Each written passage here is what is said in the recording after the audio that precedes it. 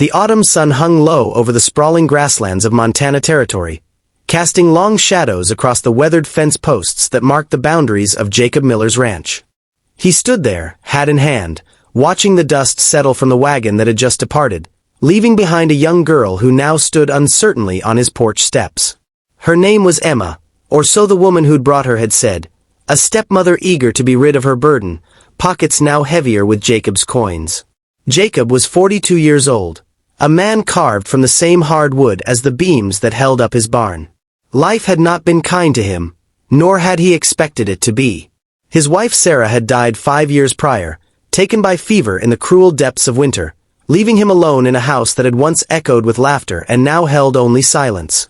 The ranch demanded everything from him, dawn to dusk, season after season, and he had given it willingly, finding in the work a refuge from the aching emptiness that followed him like a shadow. When Mrs. Harriet Blackwood had approached him at the general store 3 weeks earlier, he had initially dismissed her proposal as absurd.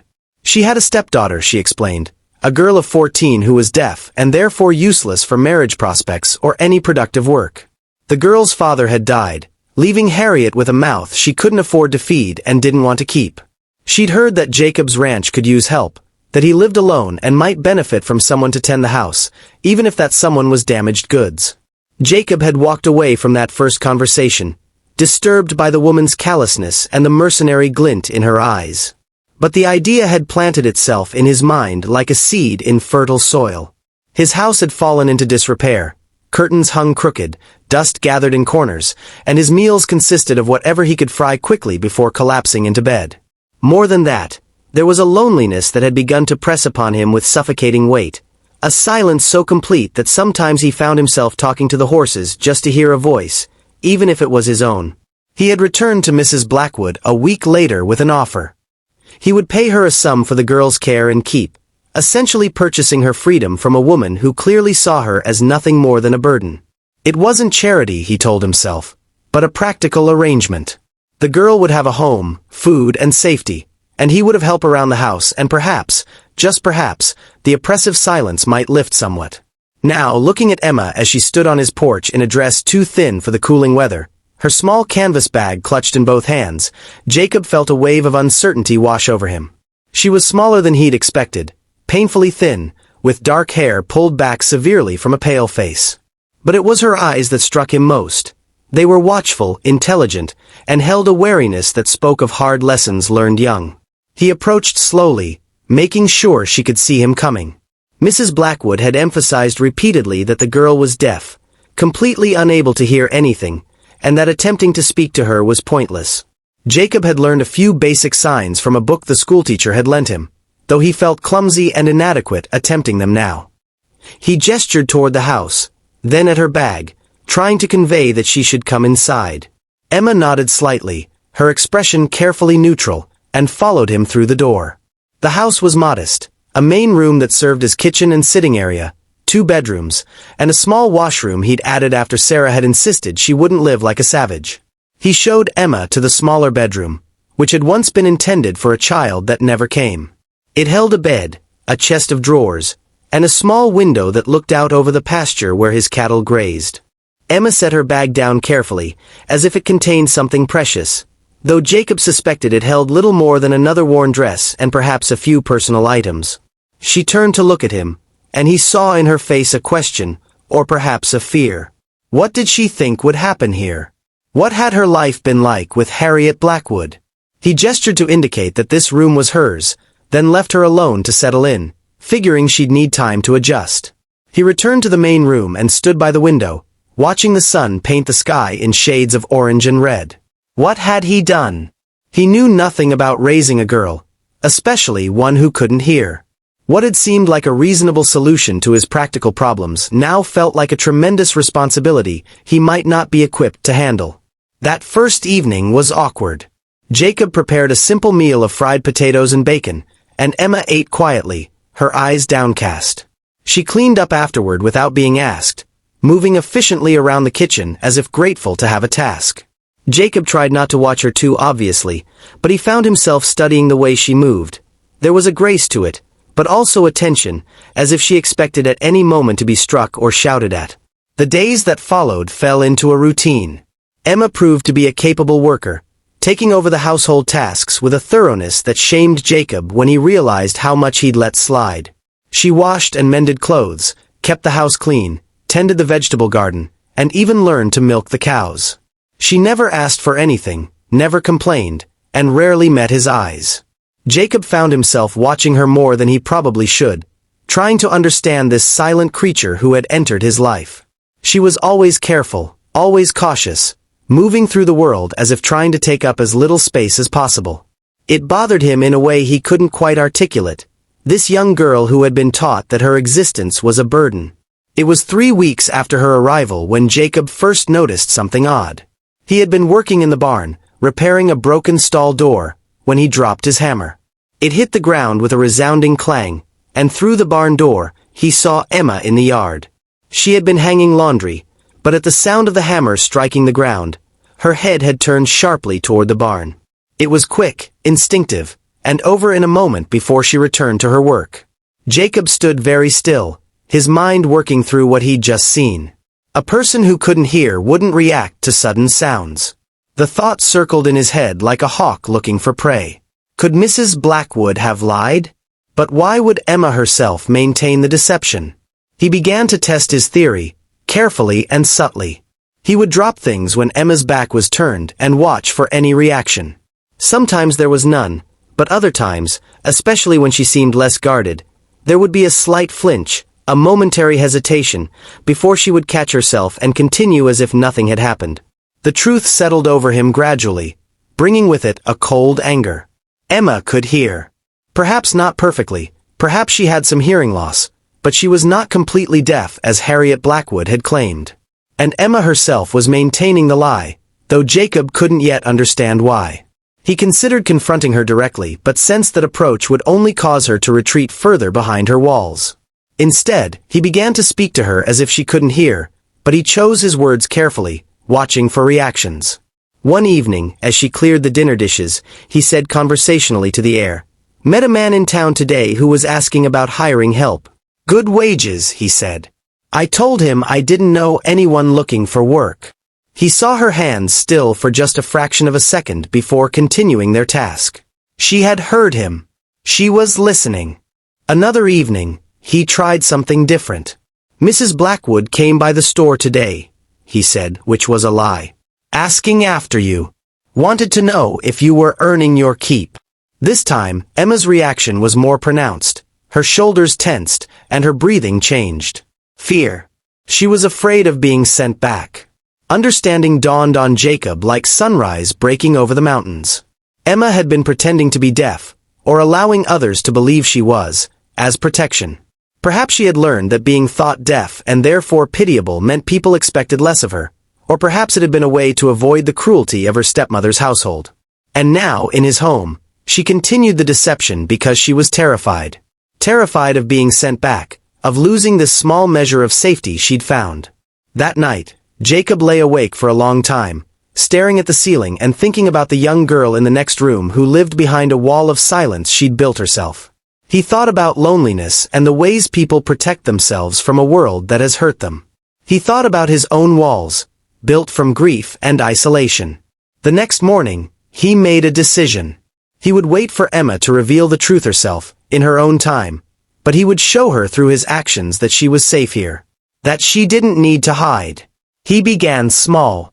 He made sure she ate properly, often putting extra portions on her plate. When he noticed her dress was nearly threadbare, he brought home fabric from town and left it on her bed with needles and thread. When autumn deepened into early winter and the first snows came, he bought her a warm coat and sturdy boots. He never made a show of these things, never waited for gratitude or acknowledgement.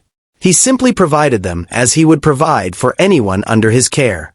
Emma began to change, slowly. The constant tension in her shoulders eased slightly. She started to look up more often, meeting his eyes briefly. Once, when he brought in an armful of wood and nearly tripped over the threshold, she smiled. Just a quick quirk of her lips before she caught herself, but he saw it, and it warmed something in his chest. Winter settled over the ranch with its usual harsh beauty. The work was harder in the cold, and Jacob found himself grateful for Emma's presence in ways that had nothing to do with the practical help she provided. Coming in from the bitter cold to find the house warm and filled with the smell of cooking, seeing a lamp lit in the window as darkness fell. These small things made the difference between a house and a home. It was on a particularly cold evening in January when everything changed. Jacob had been checking on the cattle in the far pasture when a late winter storm rolled in with frightening speed. By the time he started back to the house, the snow was falling so thickly he could barely see 10 feet ahead. The wind howled like a living thing, and the temperature plummeted. He made it to the barn but knew better than to try for the house in those conditions. He'd wait out the worst of it here, even if it meant a cold and uncomfortable night. He settled into the hay, pulling his coat tight, and prepared for a long night. But then, through the screaming wind, he heard something that made his blood run cold. His name, called out into the storm. Jacob! Jacob! It was Emma's voice, raw with fear and effort, calling for him. Without thinking, he lunged for the barn door and threw it open. Through the swirling snow, he could see a dark figure stumbling toward the barn, and his heart seized in his chest. He ran out into the storm and caught Emma as she nearly collapsed, her thin coat no match for the brutal cold. He half-carried her into the barn and slammed the door against the wind. Emma was shaking violently, her lips tinged blue, but she was looking up at him with tears frozen on her cheeks. "I thought you were lost," she said, her voice hoarse. "I heard the storm and you didn't come back and I thought—" Her voice broke. Jacob pulled her close, wrapping his coat around them both, holding her against the warmth of his chest. "You can hear," he said gently. "You've always been able to hear." Emma went rigid in his arms, and for a moment he thought she might pull away, retreat back behind her walls. But then something seemed to break inside her, and she began to cry in earnest, great shuddering sobs that shook her whole frame. "I'm sorry," she gasped out between sobs. "I'm so sorry. I was afraid if you knew, if anyone knew, they would send me back to her. She told me I was useless, that no one would want me if they knew the truth. Being deaf, people pitied me. They left me alone. But I can hear, not perfectly, my hearing isn't good, but I'm not completely deaf. I've been lying to you and you've been so kind and I'm so sorry." "Hush," Jacob said, his own voice rough with emotion. He held her tighter, protective. "You have nothing to apologize for. Nothing. You did what you had to do to survive. That woman—" He stopped, not wanting to speak harshly in front of Emma. "You're safe now. Do you understand me? You're safe here, and you don't have to pretend anymore. Not with me." They stayed in the barn until the worst of the storm passed, huddled together for warmth. Emma told him everything. How her father had been a gentleman who died when she was 12, how Harriet had resented her from the start, how she'd learned that being thought deaf meant she could hear all the cruel things said about her while people assumed she remained ignorant, how it had become both armor and prison. "I wanted to tell you," she said finally, her voice small. "So many times. You've been kind to me. Kinder than anyone since Papa died. But I was so afraid." "I know," Jacob said. "Fear makes us do things we wouldn't otherwise do. Makes us hide parts of ourselves. I understand that better than you might think." When the storm finally broke enough for them to make their way to the house, something fundamental had shifted between them. Emma no longer moved through the house like a ghost. She spoke to Jacob, tentatively at first, then with growing confidence. Her voice was slightly unusual, the result of years of not using it regularly, but it was hers, and he loved hearing it. They talked during meals now, real conversations. Emma was intelligent and curious, and Jacob found himself explaining the workings of the ranch, his plans for the spring, the history of the land. She soaked it up like parched earth absorbing rain. As winter gave way to spring, the ranch came alive again, and so did Emma. She laughed now, a sound that never failed to make Jacob smile. She sang while she worked, old songs her father had taught her. She asked questions constantly, about everything. And Jacob, who had thought himself content with silence and solitude, discovered that he had been merely surviving, not living. Emma's presence, her voice, her laughter, it had awakened something in him he thought had died with Sarah. One evening in early summer, as they sat on the porch watching the sun set over the mountains, Emma said quietly, Thank you for giving me a home. For letting me be myself. Jacob looked at her. No longer the frightened, silent girl who had arrived nearly a year ago, but a young woman beginning to bloom, finding her voice in more ways than one. You gave me something too, he said. You reminded me what it means to really live, not just exist. This ranch, it's as much yours now as it is mine. Emma smiled at him, that full, genuine smile that transformed her whole face, and Jacob thought about the strange paths life takes. He had bought her freedom thinking he was solving a practical problem, never imagining that in saving her, she would also save him. Two lonely souls, each hiding behind walls of their own making, had found in each other something precious, a family not of blood, but of choice and understanding. The ranch that had once echoed with silence now rang with life and laughter, and Jacob Miller, the lonely rancher who had bought a girl sold by her stepmother, had discovered that sometimes the greatest treasures come disguised as simple acts of kindness.